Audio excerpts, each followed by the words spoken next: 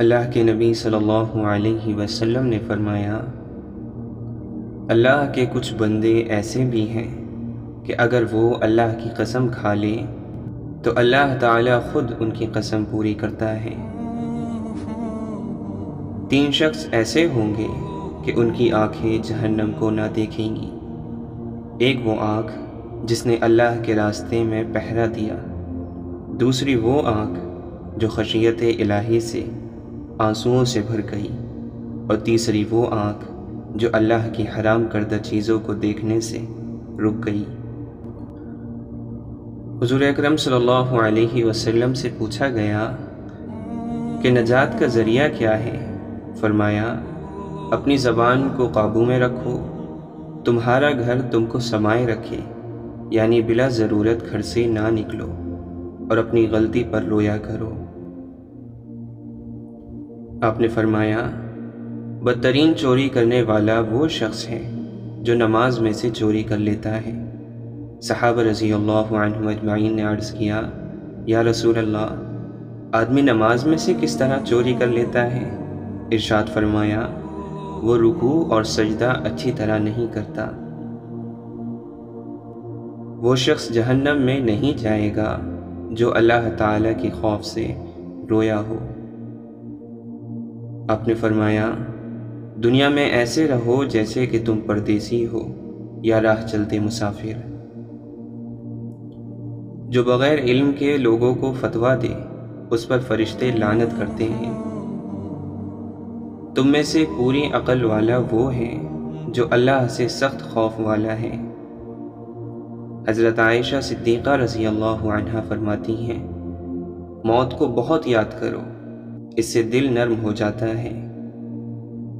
آپ صلی اللہ علیہ وسلم نے فرمایا، میں نے اللہ تعالیٰ سے دعا کی کہ یا اللہ، میری امت کے لیے اس کے سویرے کے کاموں میں برکت عطا فرما۔ اللہ کی قسم، اگر اللہ تعالیٰ کی رحمت نہ ہوتی تو نہ ہم ہدایت پاتے، نہ صدقہ دیتے، اور نہ ہی نماز پڑھتے۔ آپ نے فرمایا، اے لوگو، اللہ تعالیٰ سے اپنے گناہوں کی توبہ کیا کرو، کیونکہ میں اللہ سے ایک دن میں 100 بار توبہ کرتا ہوں۔ جو شخص گناہ کرتا ہے پھر وضو کر کے نماز ادا کرتا ہے اور توبہ و استغفار کرتا ہے تو اللہ تعالیٰ اس کے گناہ معاف کر دیتا ہے۔ صدقہ برائی کے 70 دروازے بند کر دیتا ہے۔ آپ نے فرمایا، اگر ہو سکے تو ہمیشہ باوضو رہو، کیونکہ ملک الموت جب کسی انسان کی روح وضو کی حالت میں نکالے تو اس کے لیے شہادت کا مرتبہ لکھا جاتا ہے۔ جن باتوں کو شریعت نے منع فرمایا ہے، اگر تو ان سے بچے گا تو گویا سب سے بڑا عبادت گزار ہوگا۔ جب اللہ تعالیٰ کسی بندے سے محبت فرماتے ہیں تو اسے نرم مزاج بنا دیتے ہیں۔ نماز کے لیے جب آؤ تو دوڑ بھاگ کر نہ آؤ، سکون اور اطمینان کے ساتھ آؤ۔ وہ شخص ایمان کا مزہ چکھ لے گا جو اللہ کو پروردگار سمجھ کر، اسلام کو اپنا دین قرار دے کر، اور محمد صلی اللہ علیہ وسلم کو رسول یقین کر کے راضی ہو گیا ہو۔ دعا ہی تقدیر کو ٹال سکتی ہے اور نیک سلوک عمر میں اضافہ کرتا ہے۔ آپ نے فرمایا، سادہ زندگی گزارنا ایمان کی علامت ہے۔ قیامت کے دن بندے سے نعمتوں کے متعلق پہلا سوال یہ ہوگا کہ ہم نے تجھے صحت عطا نہیں کی تھی تو پھر تو نے کیا نیک عمل کیے؟ آدمی کا اپنا مال وہی ہے جو اس نے آگے بھیجا، یعنی اللہ کے راہ میں لگا دیا، اور اس کے وارث کا مال وہ ہے جو وہ پیچھے چھوڑ گیا۔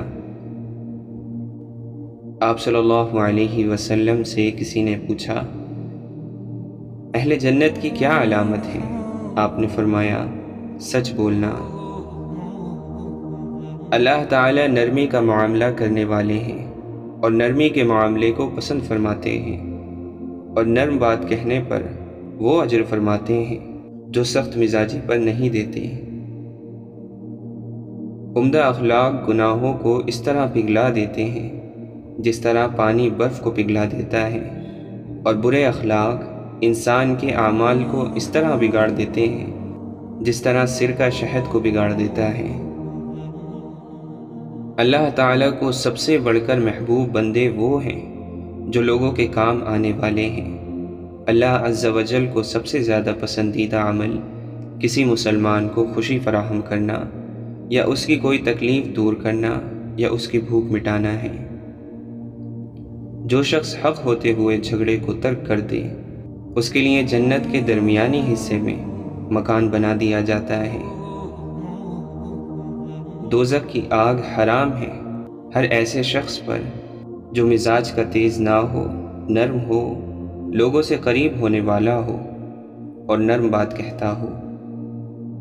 جو شخص اپنے دل سے اللہ تعالیٰ کا ہو گیا، اللہ تعالیٰ اس کی سب ذمہ داریوں کی کفایت فرماتا ہے اور اس کو ایسی جگہ سے رزق دیتا ہے کہ اس کا گمان بھی نہیں ہوتا۔ اور جو شخص دنیا کا ہو گیا، اللہ تعالیٰ اس کو دنیا ہی کے حوالے کر دیتا ہے۔ اللہ تعالیٰ کی عظمت کی خاطر آپس میں محبت کرنے والے قیامت کے دن نور کے منبروں پر ہوں گے اور لوگ ان پر رش کریں گے۔ اللہ سبحانہ و تعالی ایسے شخص کو اپنے عرش کے سائے میں جگہ دے گا جس نے تنہائی میں اللہ کا ایسے ذکر کیا کہ اس کے آنسو جاری ہو گئے۔ میزان میں جو چیز سب سے زیادہ بھاری ہوگی وہ اچھے اخلاق ہیں، اور جس میں اچھے اخلاق ہوں اس کا درجہ روزے داروں اور نماز پڑھنے والوں کے برابر ہے۔ اللہ تعالیٰ فرماتا ہے، میرے ذکر کے لیے وقت نکالو، میں تمہارے کاموں میں برکت عطا کروں گا، ورنہ دنیاوی کاموں کی کثرت تم پر اس قدر مسلط کر دوں گا کہ تمہیں فرصت ہی نہ ہوگی اور سکون سے محروم رہو گے۔ آپ صلی اللہ علیہ وسلم نے فرمایا، 7 گناہوں سے جو تباہ کر دینے والے ہیں بچتے رہو۔ صحابہ نے پوچھا، یا رسول اللہ وہ کون سے گناہ ہیں؟ آپ نے فرمایا، اللہ کے ساتھ کسی کو شریک ٹھہرانا، جادو کرنا، کسی کی ناحق جان لینا کہ جسے اللہ تعالیٰ نے حرام قرار دیا ہے، سود کھانا، یتیم کا مال کھانا، لڑائی میں سے بھاگ جانا، پاک دامن بھولی بھالی ایمان والی عورتوں پر تہمت لگانا۔ میری امت کے 70,000 لوگ بے حساب جنت میں جائیں گے۔ یہ وہ لوگ ہوں گے جو جھاڑ پھونک نہیں کراتے، نہ شگون لیتے ہیں، اور اپنے رب ہی پر بھروسہ رکھتے ہیں۔ دنیا میں جن لوگوں کو آزمائشوں کا سامنا کرنا پڑا تھا، روز قیامت ان کو ملنے والا اجر و ثواب دیکھ کر اہل عافیت تمنا کریں گے کہ کاش دنیا میں ان کی کھالیں کینچیوں سے کتری جاتی۔ آپ نے فرمایا، دنیا ساری کی ساری فائدہ اٹھانے کی چیز ہے، اور دنیا کا بہترین سامان نیک بیوی ہے۔ اللہ تعالیٰ نے مجھ پر وحی کی ہے کہ سب آدمی تواضع اختیار کریں، یہاں تک کہ کوئی کسی پر فخر نہ کرے، کسی پر زیادتی نہ کرے۔ حیا ایمان کی شاخوں میں سے ایک شاخ ہے، اور ایمان کا انجام جنت ہے، جبکہ بیہودہ گفتگو گناہ سے تعلق رکھتی ہے اور گناہ جہنم میں لے جانے کا سبب ہے۔ قیامت قائم نہیں ہوگی حتیٰ کہ آدمی کسی دوسرے آدمی کی قبر کے قریب سے گزرے گا تو یہ تمنا کرے گا کہ کاش اس کی جگہ میں ہوتا۔